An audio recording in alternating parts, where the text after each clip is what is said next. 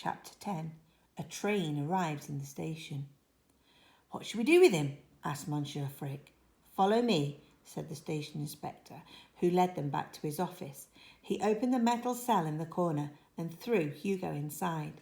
Then he quickly locked the cage, which Hugo had always feared so much, and tucked the key back into his pocket.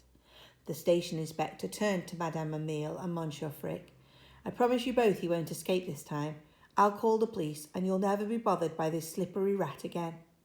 The station inspector smiled when he said this, but it wasn't a friendly smile. It was a mean and dangerous smile. Madame Emile and Monsieur Frick bid farewell to the station inspector, leaving him alone with Hugo. The station inspector called the police station, then said to Hugo, "Are you sure you don't want to confess now?" "No? Well then, I'll be back with a few of my friends. Don't go anywhere while I'm away." The station inspector laughed as he left the office and closed the door behind him. Hugo sat there like an animal, wet and shivering in the corner of his cage. He wished Isabelle were here with one of her bobby pins.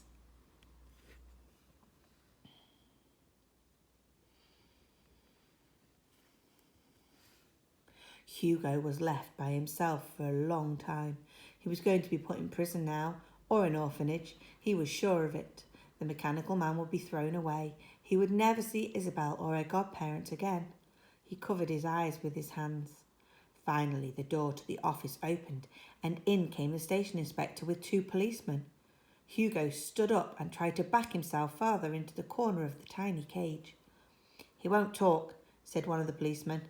"Nothing," said the station inspector. "Well, maybe a ride to the police station will help out a little. Come on, boy, your limousine is waiting." The station inspector opened the cage, and Hugo saw his opportunity. Once again he made a dash for it. He slipped between the police officers and ran back into the station.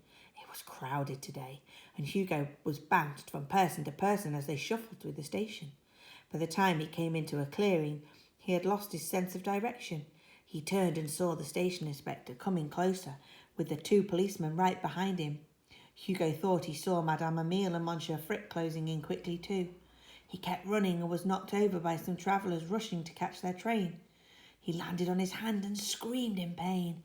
He managed to get back up, and then, with tears blurring his vision and desperately trying to reach the front doors of the station, he stumbled and ran in exactly the wrong direction. He tripped and fell several feet down onto the tracks. He looked up into the face of a train barrelling into the station. From somewhere behind him he thought he heard a scream. The horrible sound of brakes being pulled, coupled with the metallic screech of the wheels against the rails, made it seem like the whole station was about to collapse around him. The black engine was zooming right toward Hugo, and he was caught, unable to look away, as though he were watching a movie.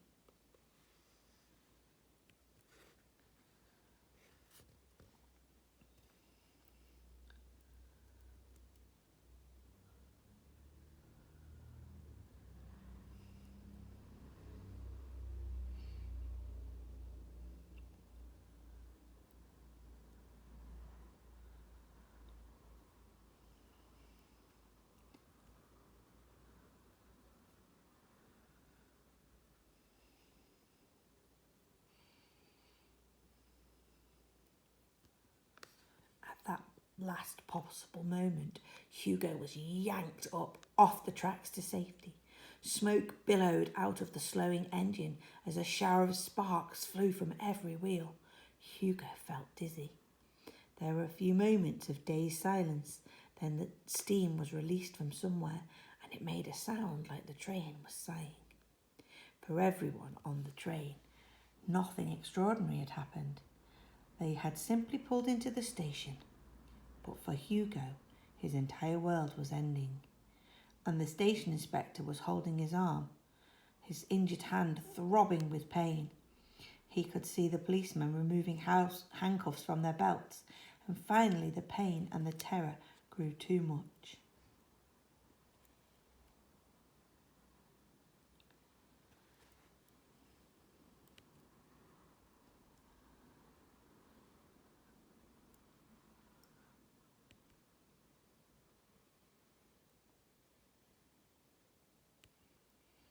When Hugo opened his eyes, all he could see were stars and moons and what looked like a rocket ship. It was the cape from A Trip to the Moon, and George Mealy's was wearing it. "Ah, welcome back, Hugo Cabret," he said, holding the boy's head in his lap on a bench in the station inspector's office. Standing behind Hugo was Isabel, leaning on her crutches. "Drink this," she said, as she handed him a cup of water. "I knew something was wrong," she continued. "It was taking you too long to come back home. Papa George insisted on coming with me." The station inspector reached forward for Hugo, but the old man said in his most dramatic voice, "Take your hands off him." "I'm sorry, sir, but I was saying earlier, this boy was caught stealing from the cafe and from the timekeeper, who disappeared mysteriously. We believe he might be involved." Hugo saw that Madame Emile and Monsieur Frick had made their way into the office and were listening to everything. "Tell him what you know, Hugo," said George Mealy's. Hugo gazed up into his eyes, which looked more gentle and welcoming than he had ever seen before. He whispered, "It's fine, Hugo. You're coming home with us. Now tell the station inspector what you know." Hugo looked up at the station inspector.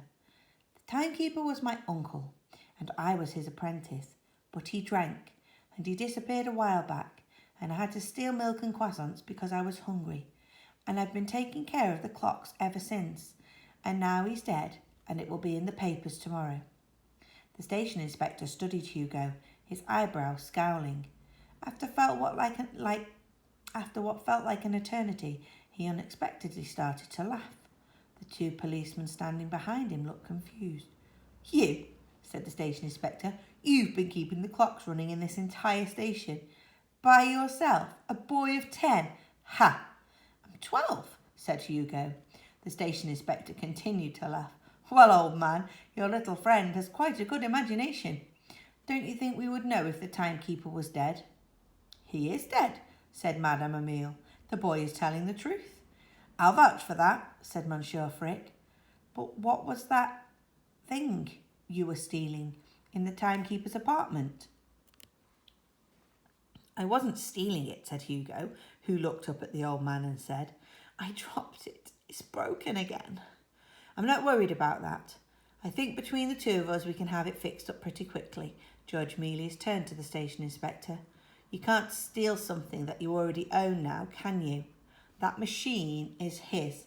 We'll figure out how to repay you, madame, for the milk and the croissant, but now I think it's time for us to get out of the station." He helped Hugo stand. The children were enveloped by the soft folds of the old man's cape, and together they all headed home.